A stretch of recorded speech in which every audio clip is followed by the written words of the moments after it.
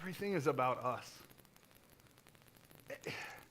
We are bombarded by choices and all these different things that we could have that current day anthropologists say that it is a difficulty for this generation to make any decision because they're afraid they'll make the wrong one because there's so many choices. Today we remember the men and the women that made the ultimate choice to lay down their life for us. They served us in the greatest capacity there could be. The greatest sacrifice that a human being could know is to lay down their life for someone else. And Jesus says that that is the greatest love.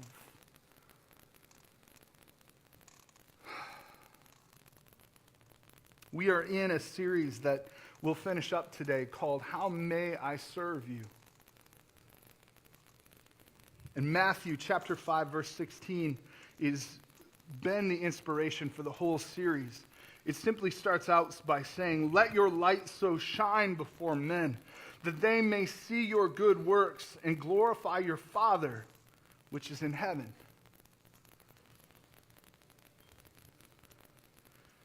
It doesn't say, "Let your light so shine before men, that they may see your good works and tell you good job." It doesn't say that they may see your good works and offer you money. It says to glorify your Father, which is in heaven.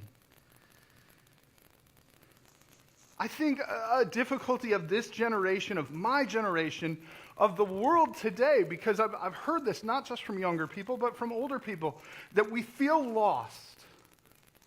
We feel lost. And I think it is because the world has become this place that is all about me. Am I happy? Do I have what I want? And I think we feel lost because of it. And I think we feel lost because we're abusing our purpose.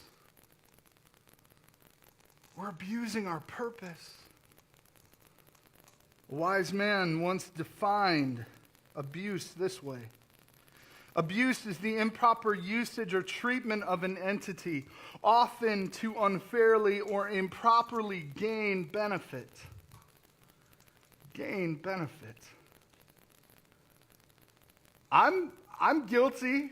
I've had those times where I've went, all right, this person asked me to do this, but what am I going to get out of it? To gain benefit. Why should I do this? Why should I help this person? Why should I serve at my church? Why should I help my neighbor? Why should I help out at my local high school? I asked that question, and in that process, I'm abusing my purpose. Because the Bible tells me this. In John, this is something that Jesus told all of us, not just his disciples then and there, but all of us. John 13, 34 and 35. A new commandment, not a new suggestion. Not a, hey, wouldn't this be great? But a new commandment I give to you, that you love one another, just as I have loved you. And the problem is that we are wrong about love. We are so wrong about love. I scroll through Netflix and I just get sick looking at all the romance and love stories. And I'm like, you got it wrong, you got it wrong, you got it wrong. No. We got love wrong. The world says love is about me. What do I get out of love? Maybe I'll be happy if I just find love. 1 Corinthians chapter 16, verse 14. Let all that you do be done in love. I rode in a van for 20 straight hours with my family. I don't know that this was always true of me. I don't know if your pastor truly did everything that he did out of love. I'm with you. It can be tough sometimes. It can be hard to have this be true, that all that you do be done in love. And then 1 John tells us this, 1 John 4:8. Anyone who does not love does not know God, because God is love. That's hard for me when I think of the things that I do that aren't loving. Man, I know God. I know his character. I know his heart. And yet, when I'm not loving, what did I forget about God? What did I misunderstand about him? Across all of America, as people get ready to leave their second service at their church and they go to a local restaurant and they stiff the waitress a tip. That's not very loving. Anyone who does not love does not know God, because God is love. Anyone who gets cut off when they're getting ready to leave the parking lot and they get upset and they have a couple choice words they yell out the window, that might not be loving. You see, we're wrong about love. We are wrong about love on a fundamental, foundational level. And it's hard because maybe we've been misused, maybe we've been mistreated, maybe we've been hurt, maybe we've been kind of gun-shy about showing love. Because the process of us loving someone else has hurt. And you might say, but Pastor Rick, love hurts.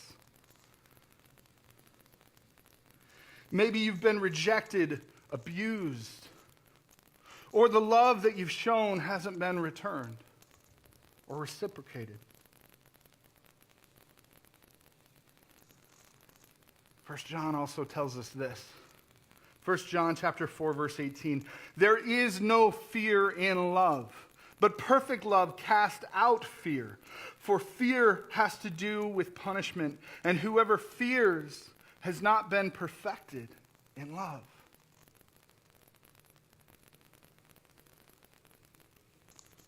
Maybe right now you're misunderstanding love. Maybe you believe that love will make you happy. Maybe you believe if you fell in love, everything would be fine. When I read God's word, I don't see the word happiness mentioned very often. And when I read God's word, I don't see this pursuit of happiness. I see this giving of love. Abraham Lincoln said this about happiness. Folks are usually about as happy as they make their minds up to be. You're kind of as happy as you want to be. It's a weird thing, but it's true. I wish it was the other way. I wish I could just put the blame on everybody else and be like, you make me unhappy. I don't want to deal with you. I wish I could do that. All that responsibility just go away. But the truth is happiness is something that I get to decide. I get to decide where my joy comes from. I get to decide where I bring this purpose, this value to myself from. And I choose it to come from the way that God feels about me, not the circumstances or even the relationships around me. You see, love is something you give. When I see biblical example, it is giving love. You cannot demand it. It cannot be taken. It must be given. And it's hard because love that looks biblical costs you something. And that's a hard truth because that's not what you see on Netflix. That's not what you see when you scroll through Instagram. That's not what the world tells us. It's not what our own flesh tells us. Our flesh says, I should be given love. Where's my love? The Bible tells us, where are you loving? You see, the reason why it feels like it should cost something is because it does. Love that is true, that is biblical, that is worth having is sacrifice. It is sacrifice. John 15:13. Greater love has no one than this, that someone laid down his life for his friends. To serve is to love. To serve is to love.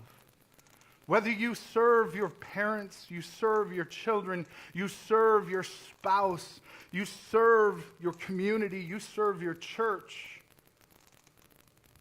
To serve is to love. And if you've defined love in any other way, I'm sorry, you traded a counterfeit.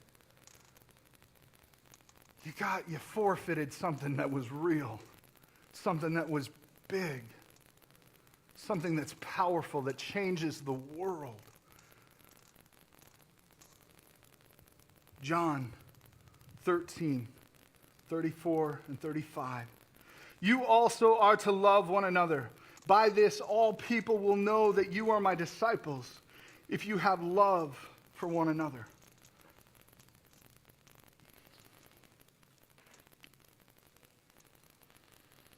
And finally, Jesus had said this about being his disciple. Luke chapter 9, verse 23. Then he said to them all, whoever wants to be my disciple must deny themselves and take up their cross daily and follow me. To love someone else means that you put them first, means that you deny yourself, means that you don't pursue happiness, you pursue love, sacrifice, to give, to serve. And it's hard because I know so many people, so many times, they want to love, but there's been hurt in their life. There's been a wound. I get it. I grew up as a foster kid. Police officers would come to our house to come and bring new kids to the house, and I would hide because I was terrified that they were coming to take me out of my home.